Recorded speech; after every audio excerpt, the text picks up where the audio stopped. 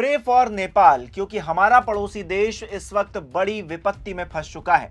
जल प्रलय के कहर से पूरा देश कराह रहा है, लाखों जिंदगियां प्रभावित हैं। दरअसल 26 अगस्त 2026 की सुबह कहर बनकर आई बाढ़ ने चारों तरफ तबाही मचा दी। गांव के गांव बह गए, बड़े बड़े पुल ताश के पत्तों की तरह बिखर गए, सैकड़ों पर्यटक लापता बताए जा रहे हैं, जिसमें भारत के लोग भी शामिल हैं। चीन के तिब्बत हिस्से में भी बड़े नुकसान की खबरें हैं। तस्वीरें अपने आप में बर्बादी की गवाही दे रही हैं। इस खौफनाक कहानी की शुरुआत बुधवार सुबह तब होती है जब नेपाल के उत्तरी सीमावर्ती जिले रसुआ में अचानक बाढ़ आ जाती है। नेपाल के विदेश मंत्री शिशिर खनाल ने बताया है कि एक भूकंप ने हिमालय में एवलांच को ट्रिगर किया, जिससे बर्फ और चट्टानें नदी में गिर पड़ी। कुछ रिपोर्ट्स में ग्लेशियर से आइस रॉक एवलांच की बातें कही जा रही हैं, जिसने नदी को अस्थायी रूप से ब्लॉक कर दिया और फिर अचानक फट पड़ा। जबकि अधिकारियों की माने तो नेपाल में इस बीच ऐसी बारिश नहीं हुई जो इस तबाही का कारण बनती, लेकिन तिब्बत से आई अचानक बाढ़ ने नेपाल के रसुआ जिले में भारी तबाही मचा दी। भोटे कोशी नदी का जल स्तर अचानक बढ़ने से टिमुरे और स्याब्रू बेसी इलाके में कई घरों को नुकसान पहुंचा है। नेपाल विद्युत प्राधिकरण के अनुसार रसुआ और आसपास के इलाकों में लगभग 13 से 14 हाइड्रो इलेक्ट्रिक प्रोजेक्ट्स बाढ़ की चपेट में आ गए हैं, जिससे कुल 748 मेगावाट क्षमता पर असर पड़ा है। इस भयंकर त्रासदी के सैकड़ों वीडियो इस वक्त सोशल मीडिया पर तैर रहे हैं। भोटे कोशी नदी में अचानक जलस्तर बढ़ने की सूचना स्थानीय समयानुसार सुबह करीबन 9 बजे मिली थी। नेपाल के अधिकारियों का कहना है कि भोटे कोशी नदी में बाढ़ का पानी सीमा पार तिब्बत से आया।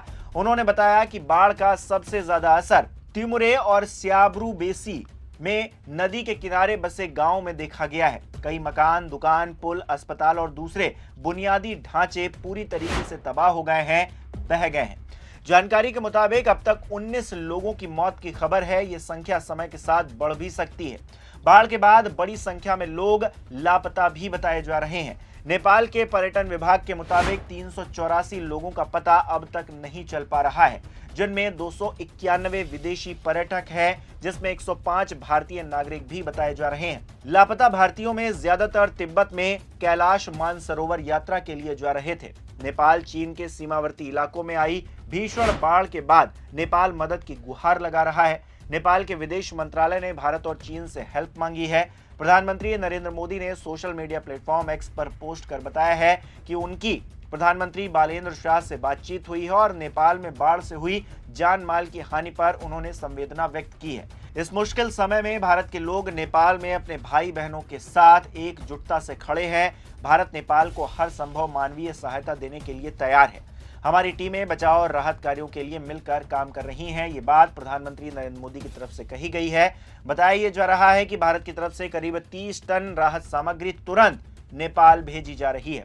वहीं नेपाल में आई बाढ़ का असर अब बिहार में दिखने लगा है। नेपाल से आने वाला पानी अगले कुछ घंटों में बिहार पहुंच सकता है, जिससे गंडक नदी के आसपास के इलाकों में बाढ़ का खतरा बन गया है। इसे देखते हुए 6 जिलों को अलर्ट किया गया है। वाल्मीकि नगर गंडक बैराज के सभी 36 गेट खोल दिए गए हैं। हालात को देखते हुए मुख्यमंत्री सम्राट चौधरी ने केंद्रीय गृह मंत्री अमित शाह से बात भी की है, हालातों पर चर्चा की है। फिलहाल नेपाली सेना, आर्म्ड पुलिस फोर्स और नेपाल पुलिस एक्शन मोड में है और बचाव राहत कार्य में लगी हुई है। 14 हेलीकॉप्टर्स लगाए गए हैं। इस भयानक प्राकृतिक आपदा के बाद नेपाल में चीन की मंशा को लेकर सवाल उठने लगे हैं। कई लोगों ने सोशल मीडिया प्लेटफॉर्म एक्स पर चीन की भूमिका पर सवाल उठाए। उनका कहना है कि चीन ने वक्त रहते नेपाल को तिब्बत से आने वाली इस बाढ़ की जानकारी दी होती तो शायद ऐसी परिस्थिति न बनती। चीन की लापरवाही का असर खुद उस पर भी भारी पड़ता हुआ दिखाई दे रहा है।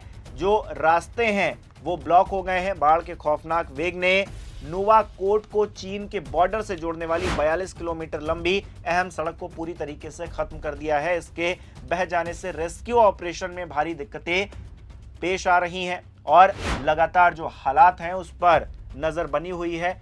चीन भी नजर बनाए हुए है। नेपाल में तो ये तबाही हुई है। भारत भी मदद पहुंचाने का प्रयास कर रहा है, लेकिन हम यही कहेंगे कि आप लोग भी दुआ कीजिए कि नेपाल में जिस तरह की बाढ़ आई है उससे और नुकसान ना हो। जो हो गया है नुकसान उसकी भी रिकवरी जल्दी से हो जाए।